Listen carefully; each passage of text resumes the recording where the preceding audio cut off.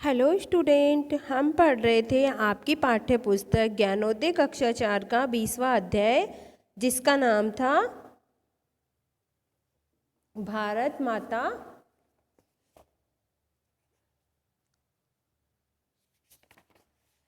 भारत माता की जय बोलो। तो इस अध्याय को हमने रीड कर लिया था। आज अब हम इसके बुक एक्टिविटी करेंगे।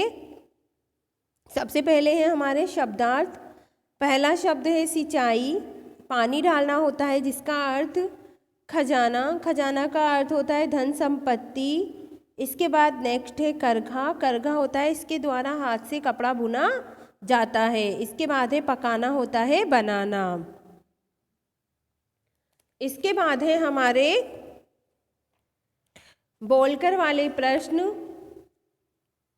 तो सबसे पहले प्रश्न है भारत माँ के बाग बगीचे कौन सी सींचता है? तो भारत माँ के बाग बगीचे गंगा और यमुना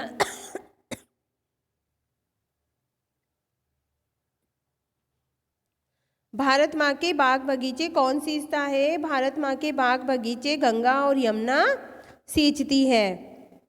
इसके बाद सेकंड प्रश्न है चावल के दानों से क्या बनाने की बात हो रही है?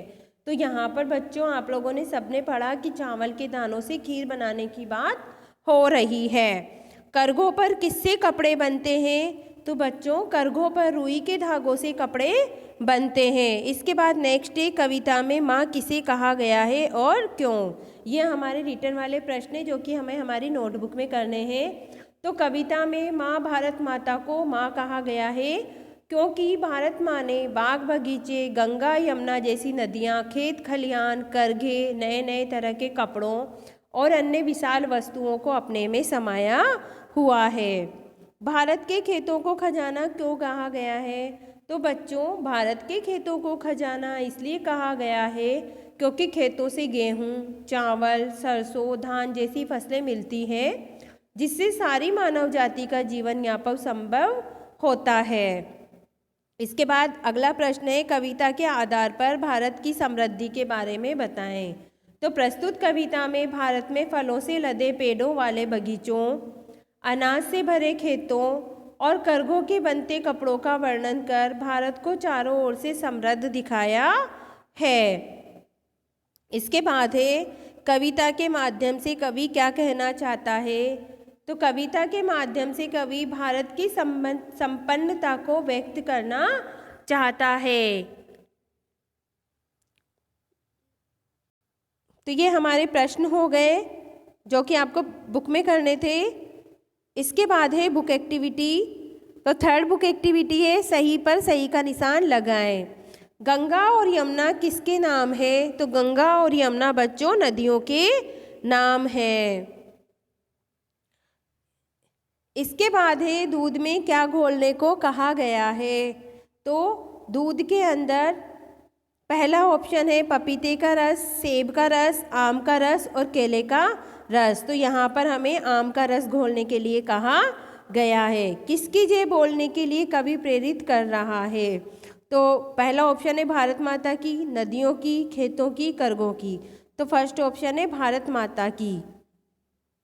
पंक्तियाँ पूरी करें।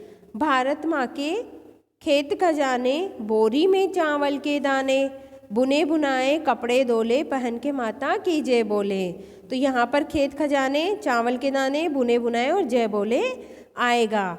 इसके बाद है पांचवा प्रश्न खेतों में उगने वाले दो अनाजों के नाम लिखें, गेहूँ और चावल। तो खेतों में दो अनाज उगाए जाते हैं, कौन कौन से? गेहूँ और चावल। इसके बाद महिलाओं व पुरुषों द्वारा पहने जाने वाले दो दो वस्त्रों के नाम लिखें। तो इसमें आप लोग अपने अकॉर्डिंग भी भर सकते हैं। तो महिलाएं क्या क्या पहनती हैं? सूट सलवार, लहंगा चोली। पुरुष क्या पहनते हैं? धोती कुर्ता और पैंट कमीज पहनते हैं।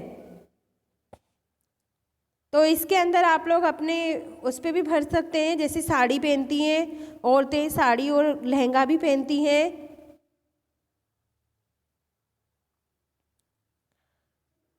इसके बाद है कविता में आए अन्य तुकबंदी वाले शब्द छांट कर लिखें। जैसे कि ये हमारी भाषा संबंधित है। कविता की लय बनाए रखने के लिए कविता में तुकबंदी वाले शब्दों का प्रयोग किया जाता है, जैसे बोले और घोले।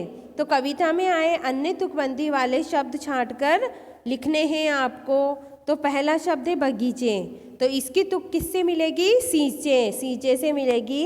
इसके बाद है घोले और बोले, खजाने, और खजाने की तुक किससे मिलेगी? दाने से मिलेगी। इसके बाद है खोले और बोले, आगे और धागे, धोले और बोले। तो इन शब्द की इस तरीके से तुक मिलेगी।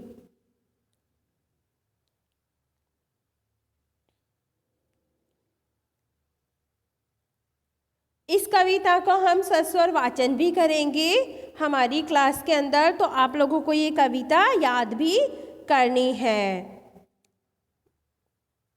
तो बच्चों, हमारे प्रश्न उत्तर और बुक एक्टिविटी यहीं पे समाप्त होते हैं और हमारी बुक भी खत्म हो गई यहीं पर। Bye all of you, bye student, have a nice day.